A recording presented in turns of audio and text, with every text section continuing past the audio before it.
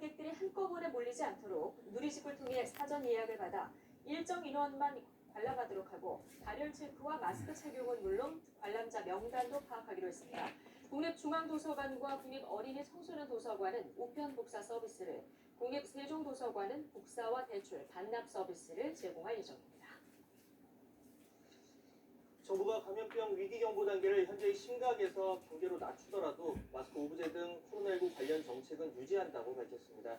중앙재난안전대책본부는 오늘 정례 브리핑에서 정부의 정책적인 조치는 위기 등급보다는 개별적인 조건이나 필요성에 따라 판단하게 된다면서 이같이 말했습니다.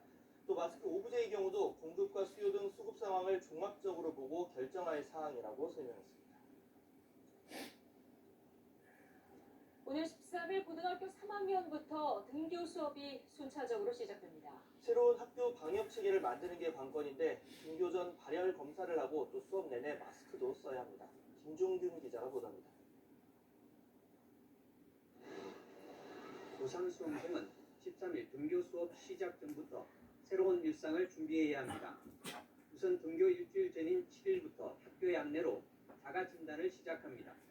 아프면 학교에 가지 말아야 한다를 생활화해야 합니다. 모바일 등을 통한 나이스 시스템으로 발열 검사 등 자가 진단을 실시합니다. 37.5도 이상의 열이 있거나 발열감이 있는 학생과 교직원은 등교와 출근을 해서는 안 됩니다. 학생들은 등교할 때 발열 검사를 받아야 합니다. 수업을 들을 때는 1, 2m 간격을 두고 앉아서 수업을 듣는 내내 마스크를 써야 합니다. 점심시간에도 임시 칸막이를 설치하거나 떨어져 앉아 급식을 먹어야 합니다. 학교에서 의심 증상을 보이는 학생이 있으면 우선 교내 일시적 관찰실로 이동한 뒤 보호자와 함께 선별진료소로 가야 합니다. 확진자가 나오면 학교는 보건당국과 협의해 학생, 교직원을 자가격리하고 등교 수업을 원격 수업으로 전환합니다. 역학조사 결과에 따라 휴업, 휴교도 고려됩니다. 학생의 안전, 일상, 학업 세 가지 모두를 지킬 수 있는 새로운 학습 방법, 새로운 학교 방역 체계를 만들어 나가야 합니다. 하지만 방심은 금물입니다. 돌봄 부담이 가장 많은 초등학교 1, 2학년과 유치원이 20일부터 등교 수업을 시작하는데 생활 속 거리 두기를 제대로 지킬 수 있을지 걱정입니다. 방역 당국은 5학년보다 저학년의 감염 가능성을 높게 보고 있습니다. YTN 김유진입니다. 코로나19 경제 충격으로 일자리 구하기가 무척 어렵습니다. 실제로 중장년 구직자 10명 가운데 6명은 6달 이상 장기 실업 상태라는 조사 결과가 나왔습니다. 취재기자 연결해서 자세한 내용 알아보겠습니다. 이종수 기자. 네, 경정훈입니다. 네, 지금 코로나19 여파로 장기 실업자 증가가 우려가 되고 있는 상황인데 실제 중장년 구직자 60%가 반년 넘게 실업 상태에 있다, 이런 조사 결과가 나왔다고요? 예, 그렇습니다. 정경련 중장년 일자리 희망센터가 40세 이상 중장년 구직자 268명을 대상으로 지난달 6일부터 13일까지 8일 동안 조사한 결과인데요. 6달 이상 장기 실업 상태가 58%로 가장 많았습니다. 다음으로는 3달에서 6달이 26.5%, 3달 미만은 15.7%입니다. 재취업할 때 직종을 변경하겠다는 응답은 39%로 구직자 10명 가운데 4명은 재취업을 위해서 직종을 바꾸기를 희망하는 것으로 나타났습니다. 직종 변경 이유는 연령 제한 등으로 취업 가능성이 희박하기 때문이다. 이렇게 44%로 가장 많았습니다. 이어 희망 직종이 중장년 취업에 용이하기 때문이다. 16%, 기존 직종 일자리 부족이 9%로 나타났습니다. 중장년 구직자들의 재취업 희망 임금은 평균 월 244만 원으로 퇴직 때 월 평균 임금 315만 원에 77% 수준으로 조사가 됐습니다. 코로나19 이전인 지난해 12월 조사된 희망임금 252만 원보다 8만 원이 적어졌습니다. 퇴직 당시 월 500만 원 이상 임금을 받았던 비율은 21.6%에 달했지만 재취업 시 월 500만 원 이상을 희망한다는 답은 1.5%에 그쳤습니다. 정경련 중장년 일자리 희망센터 관계자는 코로나19 여파로 인한 경기 불황으로 장기 실업자 증가가 우려된다면서 중장년 구직자들 직종 변경이나 눈높이 조정 같은 자구 노력은 재취업의 효율적인 대처 방안이라고 말했습니다. 지금까지 경제부에서 전해드렸습니다. 국토교통부는 코로나19 장기화로 어려움을 겪고 있는 생계형 가변병 화물차나 덤프트럭 운전자를 위해서 내일부터 석 달 동안 고속국도와 국도에서 과적 등으로 적발되는 화물차 등 운전자에게 과태료 납부를 3달 유예한다고 밝혔습니다. 이 기간 운행 제한 기준 초과로 적발되는 운전자 가운데 최근 1년 동안 한 번도 적발된 적이 없는 운전자가 대상입니다. 현재 도로관리청은 운행 제한 기준을 초과하는 화물차 등이 도로를 운행할 때 위반 정도와 횟수에 따라 운전자에게 30만 원에서 300만 원까지 과태료를 부과하고 있습니다.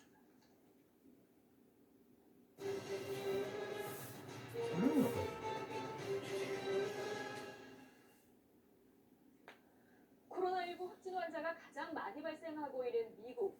경제도 걱정이라 주별로 경제활동 재개 움직임이 있는데요. 그런데 이런 상황에서 다음 달 초면 하루 신규 확진자가 지금의 8배로 급증할 수 있다는 전망이 나왔습니다. 미 보건당국의 내부 분석인데 백악관의 공식 자료가 아니라면서 확대 해석을 경계했습니다. 보도에 조수연 기자입니다. 6월 1일 미국의 신규 확진자가 하루 20만 명에 달하고 사망자는 3천 명까지 불어날 수 있다. 뉴욕타임스가 미 질병통제예방센터 CDC의 내부 분석 자료를 입수했다며 전한 내용입니다. 신규 확진자가 현재 수준의 8배로 급증할 수 있다는 분석입니다. 특히 오데호 주변, 캘리포니아 남부, 미국 남부와 북동부 일부 지역에서 증가세가 두드러질 것으로 CDC는 전망했습니다. 하지만 백악관은 확대 해석을 경계했습니다. 저드디어 부대변인은 TF에 보고되거나 관계부처 간 분석을 거친 자료가 아니며 해당 데이터는 TF 차원의 어떤 분석 모델도 반영하지 않고 있다고 밝혔습니다. 그러면서 경제 정상화를 위한 트럼프 대통령의 단계적 지침은 연방정부 내 최고 보건감염병 전문가들의 동의를 거친 과학적인 접근법이라는 점도 강조했습니다. 이런 가운데 미국 내 육류 대란 우려도 제기됩니다. 육류 가공 공장에서 직원들의 집단 감염이 속출하면서 공장이 문을 닫아 생산과 공급에 차질이 빚어지고 있습니다. 이에 따라 대형 할인 매장 코스트코는 쇠고기와 돼지고기, 닭고기 제품 구매량을 1인당 3개로 제한했습니다. 트럼프 대통령은 지난달 28일 육류 가공 공장을 필수 인프라로 지정해 계속 가동하도록 하는 행정명령에 서명했습니다. 하지만 이런 조치에도 코로나19 감염을 우려하는 직원들이 업무 복귀를 거부하는 등 관련 혼란이 이어지고 있습니다. YTN 조수연입니다. 지난 몇 달간 코로나19 확산세 속에 각국이 빗장을 걸어 잠갔는데요. 인구 대비 의사 수가 세계 최상위인 쿠바는 이 코로나 위기국들에게 의료진을 파견하면서 국제사회의 주목을 받고 있습니다. 모두 조승희 기자입니다. 밤늦은 시간 남아공 프리토리아 공항. 마스크를 쓴 의료진이 비행기에서 내리자 시민들이 환호를 보냅니다. 코로나19 환자 치료를 지원하기 위해 파견된 쿠바 의료진입니다. Será difícil. Cada día tendrán que luchar contra un enemigo invisible, poderoso y destructivo. 쿠바는 지난 3월에는 유럽 최대 피해국 이탈리아에 의료진 50여 명을 파견했고 인근 온두라스에도 도움의 손길을 내밀었습니다. Donde estamos convencidos que trabajarán con denuedo, donde estamos convencidos que brindarán lo mejor de sí, pero además 이처럼 지원이 가능한 것은 인구 1000명당 의사 수가 8.2명으로 세계 최상위이기 때문입니다. 경제 사정은 좋지 않지만 의료는 교육 다음으로 중요시되는 분야로 무상의료 서비스가 수준급인 것으로 알려졌습니다. 쿠바는 지난 2010년 아이티의 콜레라와 2014년 서아프리카 에볼라 창궐 당시에도 의료진을 파견한 바 있습니다. 현지 시간 4일 기준 쿠바의 코로나19 누적 확진자는 1,600여 명, 사망자는 60여 명으로 비교적 안정적인 방역 상태를 유지하고 있습니다. 코로나19의 세계적 대유행 속에 쿠바가 적극적인 인도적 지원으로 국제연대를 보여줬다는 평가를 받고 있습니다. YTN 조승입니다. 네, 일제전범들이 학살된 야스쿠니 신사의 화장실 2곳 벽면에 중국 우한 사람을 몰살하겠다는 내용의 낙서가 발견돼 일본 경찰이 수사에 나섰습니다. 수사 관계자에 따르면 어제 오후 5시쯤 도쿄 야스쿠니 신사부지 안에 있는 남성용 공중 화장실 이용자가 이런 낙서를 발견해 신사 측에 알렸다고 일본 언론들이 전했습니다. 중국의 호흡기 질병 권위자인 중난산 중국 공정원 원사는 인구 상당수의 감염을 통해 한 사회가 면역력을 갖게 되는 이른바 집단 면역에 반대한다는 입장을 밝혔습니다. 중 원사는 관영 CCTV와의 인터뷰에서 집단 면역은 일반적으로 인구 60에서 70%가 감염된 뒤에야 가능한데 이렇게 되려면 너무 많은 희생이 필요하다고 설명했습니다. 베트남에서 완치자가 다시 양성 반응을 보이는 사례가 잇따라 보건당국이 긴장하고 있습니다. 현재 언론은 환자 232명이 완치 판정을 받고 퇴원했는데 이 가운데 17명이 다시 양성 반응을 보였다고 전했습니다.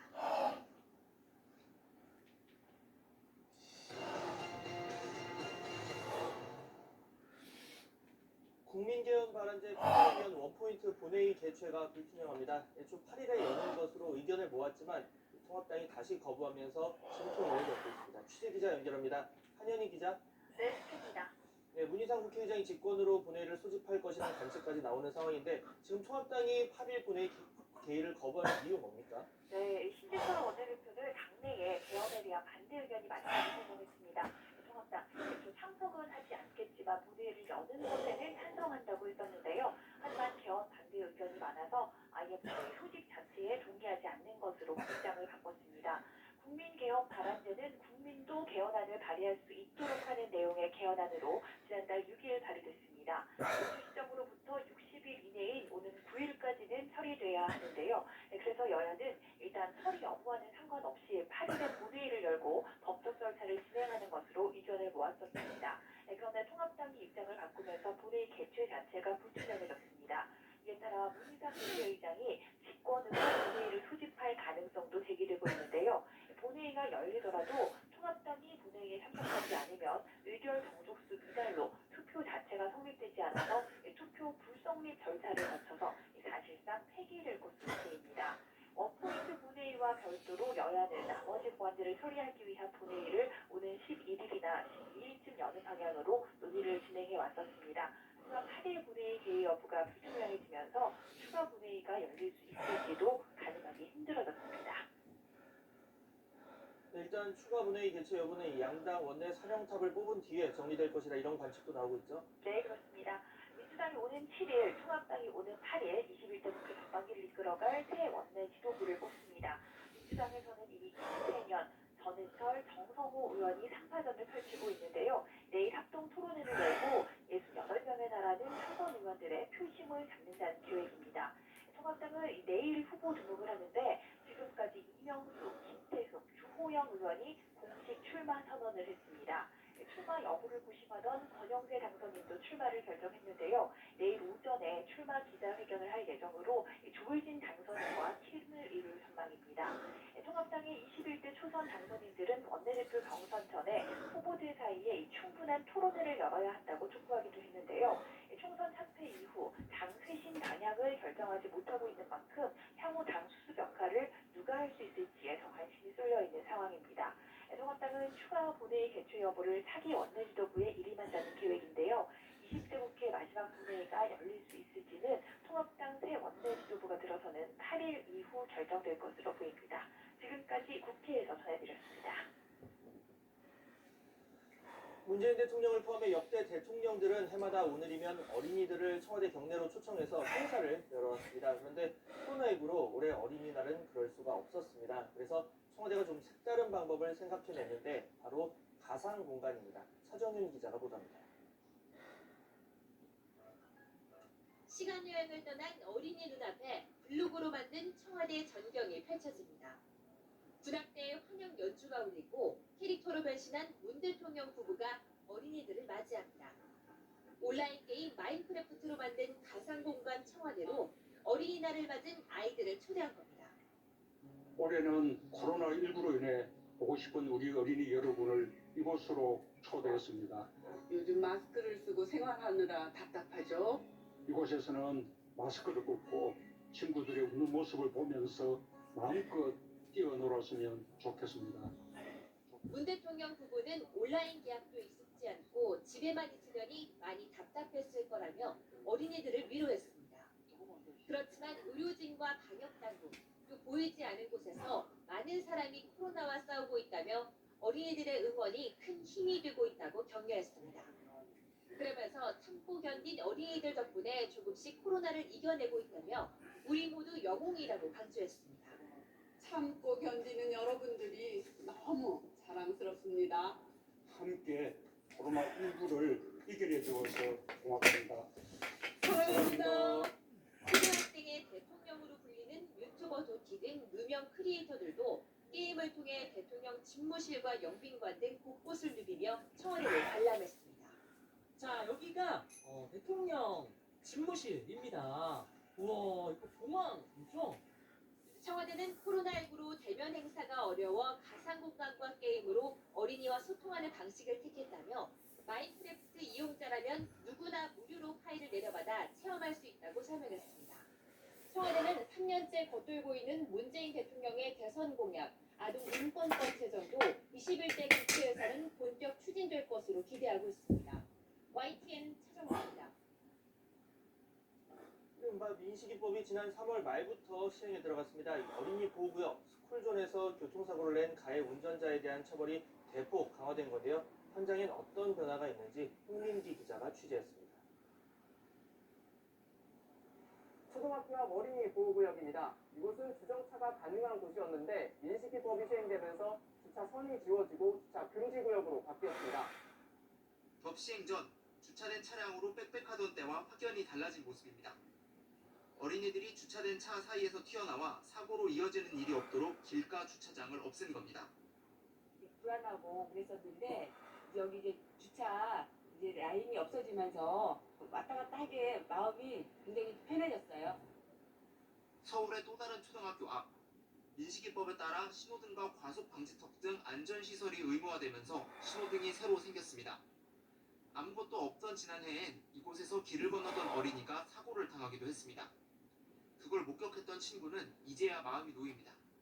신호등도 생겼으니까 위험하고 그랬던 길이 안전하게 바뀌고 이제 친구들도 안심하고 길을 건널 수 있을 것 같아요. 긍정적인 효과는 벌써 간주되고 있습니다. 민식이법이 처음 시행된 지난 3월 25일부터 한 달 동안 어린이 보호구역 내 속도 위반 단속 건수는 12만 5천 건으로 지난해 같은 기간 13만 6천 건보다 1만 건 줄어든 것으로 나타났습니다. 지자체들은 어린이 보호구역 내 주차 절대 금지 구역을 확대하거나 길가 주차장을 폐지하고 있습니다. 향후 2025년까지 단계적으로 보호구역 내에 있는 모든 거주자 우선 주차구역을 폐지할 예정입니다. 민식이법이 잘못된 운전 습관과 부족한 어린이 교통안전 대책을 조금씩 바꿔놓고 있습니다. YTN 홍민기입니다. 어린아이들이 장난감을 가지고 놀다가 삼키거나 부딪혀 다치는 경우 적지 않죠. 사고의 60%는 집안에서 일어납니다. 장난감에 주의 문구가 제대로 표시되어 있지 않은 경우도 있어서 잘 살펴야겠습니다. 김호준 기자입니다. 볼에 깊게 파인 상처가 곳곳에 나 있고 울긋불긋 부어올랐습니다. 장난감을 가지고 놀던 4살 세이가 넘어지면서 생긴 생채기입니다. 송곳처럼 날카로운 장난감 끝에 얼굴을 찍힌 겁니다. 놀다가 우는 소리가 나서 가보니까는 여기 얼굴이 찍혔더라고요. 제품 포장에는 3살부터 가지고 놀 수 있다고 적혀 있을 뿐 날카로우니 조심하라는 주의사항은 쓰여 있지 않았습니다. 아이 엄마는 제조사에 시정을 요구했지만 3달 넘도록 아무런 조치가 없었고 결국 소비자원에 피해구제 신청을 냈습니다. 이렇게 뾰족하다는 주의 문구가 들어가지 않은 게 너무 잘못된 것 같고 다른 많은 아이들도 이 제품을 구매해서 또 다칠 수 있는 거잖아요. 그래서 뭔가 변화가 있어야 된다고 생각해요. 장난감 관련 사고는 매년 2,000건 안팎으로 일어나고 있습니다. 2017년도부터 2019년도까지 총 6,200여 건의 장난감 관련 안전사고가 접수되는데 이 가운데에는 가정에서 발생한 사고가 3,900여 건으로 가장 많은 비중을 차지했습니다. 구슬이나 풍선 같은 물건을 삼키거나 삽입하는 사고가 가장 작고 부딪히거나 추락하는 사고가 다음으로 많습니다. 특히 역류하는 사소한 사고가 자칫 사망까지 이어질 수도 있는 만큼 아이 혼자 혹은 아이들끼리 놀고 있을 때는 더욱 주의 깊게 살펴야 합니다. 사용 중에는 정기적으로 파손되었는지를 확인해 파손된 장난감은 즉시 수리하거나 폐기해야 하고요. 무엇보다 보호자가 적절히 감독하는 것이 가장 중요합니다. 아울러 장난감을 살 때는 사용 가능 나이와 주의사항을 반드시 확인하고 자녀의 신체 발달 정도를 고려해 선택할 필요가 있습니다. YTN 김우준입니다.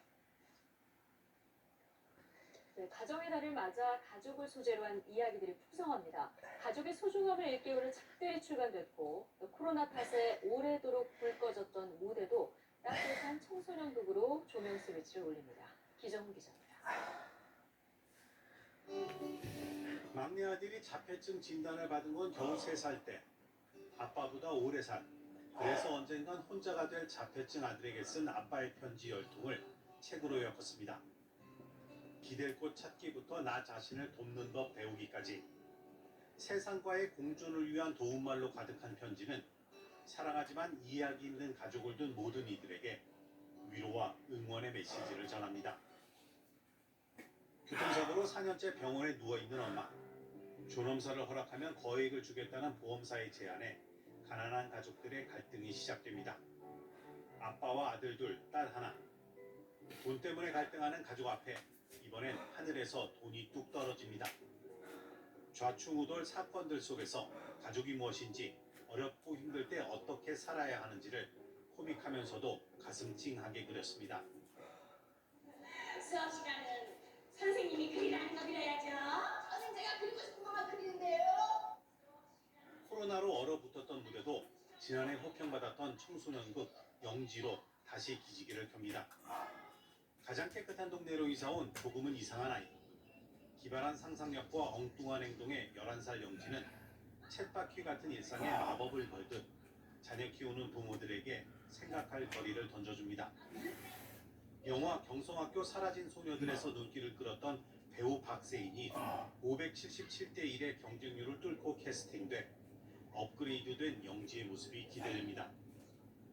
YTN 기정훈입니다.